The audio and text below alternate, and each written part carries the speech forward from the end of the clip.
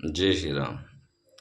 आप सबको कभी ज्ञात हो कि एक बार महाभारत में अर्जुन ने वन में जाकर भोलेनाथ की तपस्या करी थी, है ना। और भोलेनाथ ने वंचर वंचर और भील बन के अर्जुन के साथ उनका युद्ध हुआ था।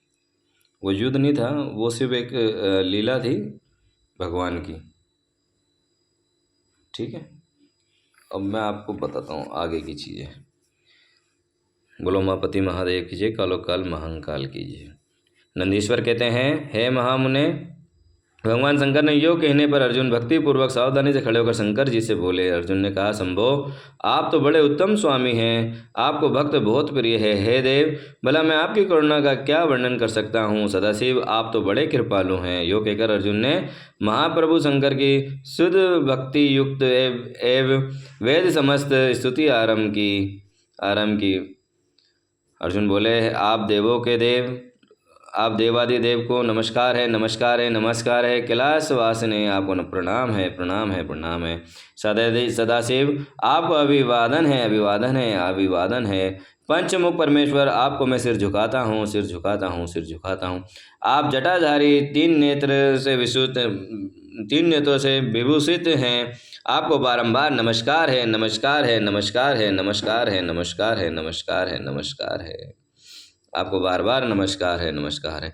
आप प्रसन्न रूप तथा सहस्त्र मुखों से युक्त हैं। आपको प्रणाम है, प्रणाम है, प्रणाम है। हे नीलकंठ, आपको मेरा नमस्कार प्राप्त हो, मेरा नमस्कार प्राप्त हो, मेरा नमस्कार प्राप्त हो। मैं सघो जात को अभिवादन करता हूँ। वाम काम गिरिजा जी को धारण करने वाले व्रतध्वजा, आपको प्रणाम है, प्रणाम है, प्रणाम है। हे दस भुजाधारी, आप परमात्मा को पुनः पुनः अभिवादन है, अभिवादन है, अभिवादन है। मैं आपके हाथों में डमरू और कपाल शोभा पाते हैं तथा आप मुंडलों की माला धारण करते हैं। आपको नमस्कार है, नमस्कार है, नमस्कार है। श्री विग्रह युद्ध स्फाटिक तथा निर्मल कपूर के समान गौरवर्ण है। हाथ में पिनाक सुशोभित है तथा आप उत्तम त्रिशूल धारण किए हुए हैं। आपको नमस्कार है, नमस्कार है, नमस्कार है, आपको प्रणाम है।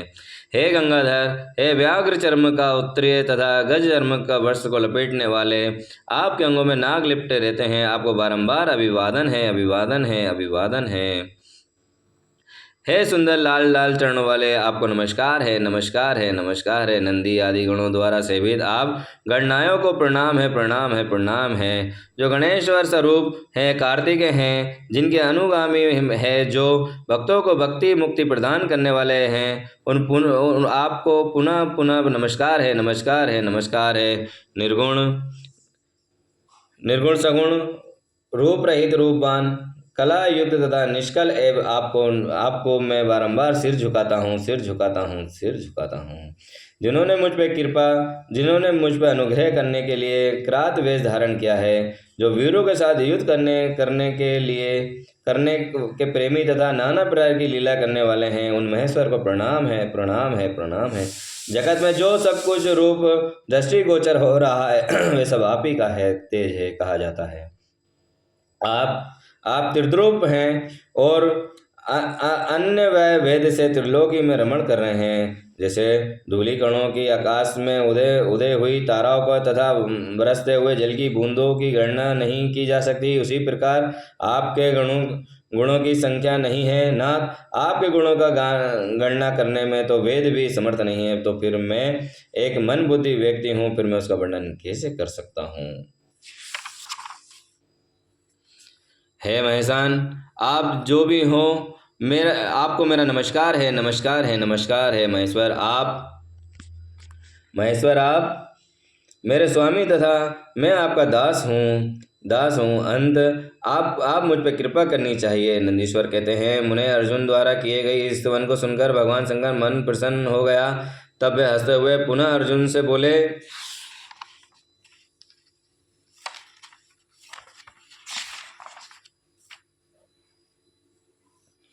शिवजी ने कहा, पांडव पुत्र अर्जुन मैं तुम पर प्रसन्न हूँ। अंत तुम अब वर मांगो। इस समय तुमने जो मुझ पर प्रहार एवं आघात किया है कि उसे मैंने अपनी पूजा मान लिया है। अब आप एक चीज़ बताओ, जब भगवान ने भील बन के अर्जुन की रक्षा करी थी और सुअर का वध करा था और फिर अर्जुन ने ही शिव जी पे बाण छोड़े थे। लेकिन शिव जी, देखो हमारे शिव जी कितने दयालु हैं, कृपालु हैं। उन्होंने उस पहाड़ को भी अपनी पूजा मान ली। क्या कह रहे हैं शिव जी कि प्रहाघात किया है, मैंने उसे अपनी पूजा मान लिया है। साथ ही ये सब तो मैंने अपनी इच्छा से किया है, इसमें तुम्हारा अपराध क्या है? अंत तुम्हारी जो लालसा हो वे वर मांगो, क्योंकि मेरे पास कोई ऐसी वस्तु नहीं है जो तुम्हारे लिए अदय हो। ये जो कुछ हुआ है वह शत्रुओं में तुम्हारे यश राज्य की स्थापना के लिए अच्छा हुआ है। तुम इसका दुख नहीं मानना चाहिए। अब तुम अपनी सारी घबराहट छोड़ दो।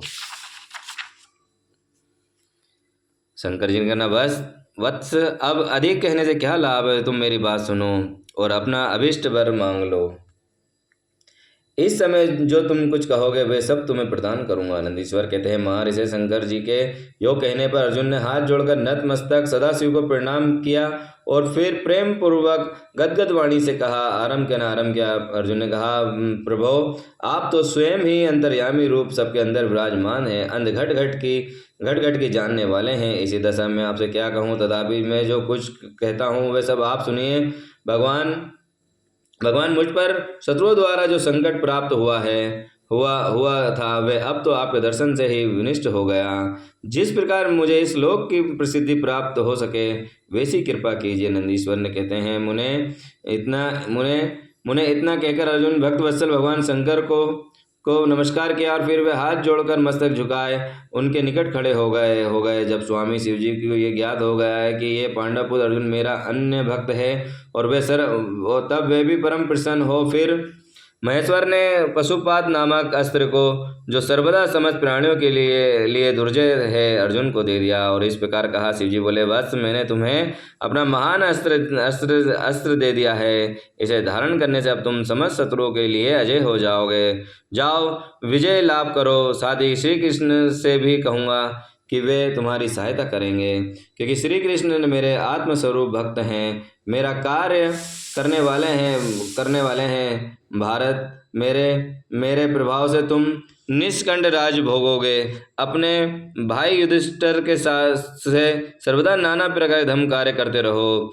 नंदीश्वर कहते हैं, मुने यो कहकर शंकर जी ने अर्जुन को मस्तक पर अपना कर कमल रख दिया और अर्जुन द्वारा पूजित हो वे श्री ही अंतर्ध्यान हो गए। इस प्रकार भगवान शंकर जी से वरदान और अस्त्र पाकर अर्जुन का मन प्रसन्न हो गया। तब वे अपने मुख गुरु शिव का भक्ति पूर्वक स्मरण करते हुए अपने आश्रम को लौट गए। वहां अर्जुन से मिलकर सभी भाइयों का ऐसे आनंद प्राप्त हुआ कि मानो मृत शरीर अमृत पा गया हो, प्राणचार हो गया हो। उसमें व्रत का पालन करने वाली द्रौपदी अत्यंत ही सुख मिला। तब जब उन पांडवों को ज्ञात हो गया कि शिवजी परम संतुष्ट हो गए, तब उनके हर्ष पार नहीं रहा। उस समय संपूर्ण वृत्तांतों को सुनने से तृप्ति नहीं होती थी। उस समय आश्रम में महामनस्वी पांडवों का भला करने के लिए चंद्र युक्त पुष्पों की वृष्टि होने लगी। तब उन्होंने हर्षपूर्वक संपत्ति दाता तथा कल्याणकर्ता शिव जी को नमस्कार किया और 13 वर्ष की अविद्या को समाप्त हुई ये निश्चय किया अवश्य ही हमारी विजय होगी। इसी अवसर पर जब श्री कृष्ण को पता चला कि अर्जुन लौट कर आ गए हैं, तब ये समाचार सुनकर उन्होंने बड़ा सुख मिला और वे अर्जुन से मिलने के लिए वहां पधारे तथा कहने लगे कि इसलिए मैंने कहा था कि शंकर जी की संपूर्ण कष्टों का निवारण करने वाले हैं। मैं भी उनकी सेवा